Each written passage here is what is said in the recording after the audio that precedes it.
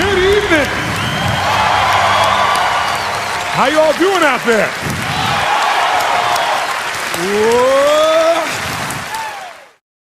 One skill you want to master in this day and age that we live in, if you want to have an extraordinary life, it's the ability to learn rapidly. Because today, there is more opportunity to do more things, learn things, create things, experience things than any time in human history. But most people are way, way, way behind the times unless they grew up with technology and learning. So I would like to start this morning by showing you the strategy for learning. What is learning? So if we take a human being, and this will be a drawing of a human being so you can see that, again, I majored in art. Magnificent, isn't it? So if we take a human being and we want to be able to have them learn something, what is learning? Well, learning is the creation of, and here's the key word, of a relationship. Whenever you learn something, all you're really doing is creating a relationship between two things. So if I want to learn something, say, how do I learn this? It's not figuring things out. That's how most of us think of learning. Learning is not figuring things out. Learning is the creation of a relationship between two things. Something you already know, the known. Something you already know, it's in your head already, you understand it. And a relationship between the known and the, what would you guess? The unknown. Because the minute you link something you understand to something you don't understand, you now understand what you didn't understand. Let me give you an example to become much more clear. The best teachers throughout human history were teachers that used metaphors or similes. I don't know what your religious belief is, but I'm not here to tell you what to believe religiously. But I personally am a Christian, and there are a lot of great teachers, and Christ clearly was one, because thousands of years later, here are these great teachings. When Christ wanted to teach fishermen how to bring people to the Christian church, did he say, I want you to go out and be a headhunter? Did he say, I want you to go out and recruit Christians? Did he use the word recruit, yes or no? No, because they have no reference. There's nothing related to recruit to them. But since they were fishermen, he said, I want you to become fishers of men. And instantaneously, they understood the entire process of recruiting. What do? You throw a little bait out, if they start to bite, reel them in, right? They understood the entire process because he related something they wouldn't have understood, like how to recruit somebody for a church, to something they already understood, something they already knew. How many follow this? Say I. How many of you saw the movie Dances with Wolves with Kevin Costner? Did you like it? It's been a long time. Now, do you remember in that movie there was a scene where Kevin Costner meets these three Indians for the first time? He's sitting in his own little camp, and these three Indians come in on horseback. Do you remember that? And it's the first interaction with the Indians. And it's kind of a tense moment, because he doesn't know if they're going to attack or what they're going to do. And they come up, and they're just standing there. And he looks at them, and they look at him, and there's this moment of silence. And all of a sudden, the Indian goes, ha, ta. And he searched 10 million files and goes, nope, no knowns in there. Right? And the other Indian goes, oh, so ha, ho ya man na no ho ya ma. And he's like, I don't know, right? So he says, well, hello, how are you? And they hear, they search their files and find nothing. So then he does something really smart. He starts doing this. He bends over like this, takes his fingers like this, and he starts moving his leg like this. It goes, buffalo, buffalo, buffalo. And the one Indian looks at the other Indian and goes, he's been drinking too much fire water. Remember? And the other Indian goes, no. And he goes, buffalo, buffalo. And the one other Indian, he goes, ah. And he puts his fingers up like this, doesn't he? And he goes, tatunga, buffalo, tatunga, buffalo, tatunga, buffalo, tatunga.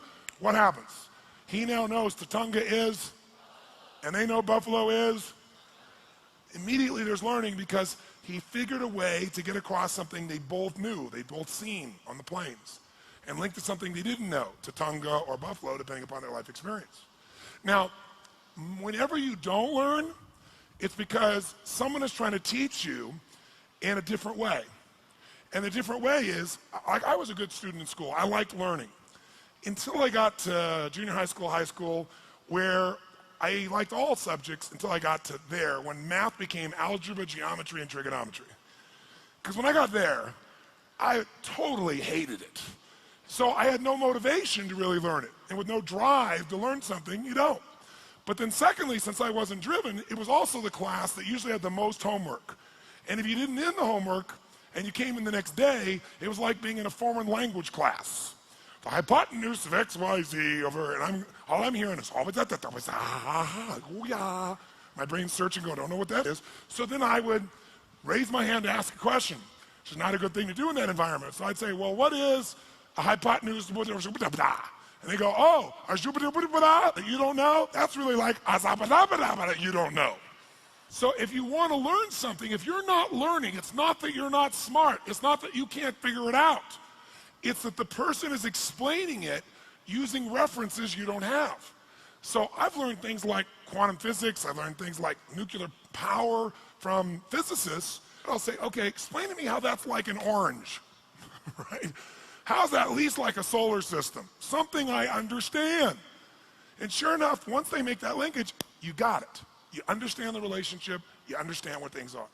So this morning, I want to share with you strategies, but I'll do it by using more of a known. So why don't you write down strategies real quickly as the definition was given to us when I was learning. A strategy is a set of neurological impulses organized into a specific syntax which shapes emotional, biochemical, behavioral responses to such an extent that the stimulus response is consistent.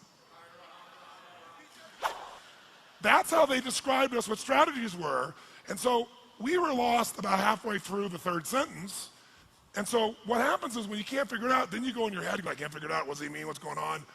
And then you're gone because you get out of state of being able to learn. So that's why it took 4.5 days. So I'll give you a simpler definition. A strategy is nothing but a specific way of organizing your resources. It's a specific, underline specific, it's very important, it's a specific, it isn't general. A very specific way of organizing your resources in order to, keyword, consistently get a very specific result. So it's a specific way of organizing your resources in order to consistently, not once in a while, consistently get the result you want. Now, what is a resource? Well, it depends on the environment you're using a strategy in. Is time a resource, yes or no? For getting the results you want in your life, yes or no? Is human emotion a resource? Yes, if you use anger, are you going to get different results than if you use joy? Is your physiology a resource for creating that emotion, yes or no? What about the pictures you make in your head? Is that a resource? Is what you say a resource? Words a resource, yes or no? Sure. So there's unlimited resources, but the way you organize those resources determine whether you're broke or rich. Your time, your mental focus, your attitude, the way you work or don't work, where you spend money or don't spend money. See, it's not can you be rich or poor, it's just strategy. The problem is most people are unaware of what their strategy is. Most people have an excellent strategy for having too much month at the end of the money. Excellent strategy, and it's very effective, and it consistently produces that result, doesn't it? How many have ever mastered that strategy in your past? Say, aye. But if you organize your resources differently, can you always have an abundance of money, yes or no? Sure can, but it starts with the resources of what's going on here and here, because that's what determines all your other behavior. If we change your mental and emotional pattern, it'll change the way you earn, it'll change the way you spend, it'll change the way you do everything.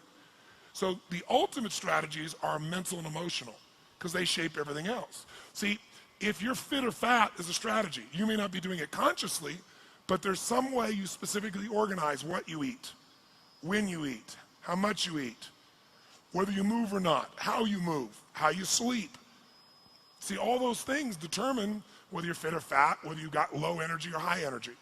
Are there specific ways of organizing your resources, of what you focus on, what you breathe, how you feel, how you move, how you eat, that will consistently cause you to have low levels of energy, or even better, are there strategies of dis-ease, that if you consistently do this, you can count on having disease in your body, yes or no? Are there strategies of energy and health, yes or no? We're going to focus on those tomorrow.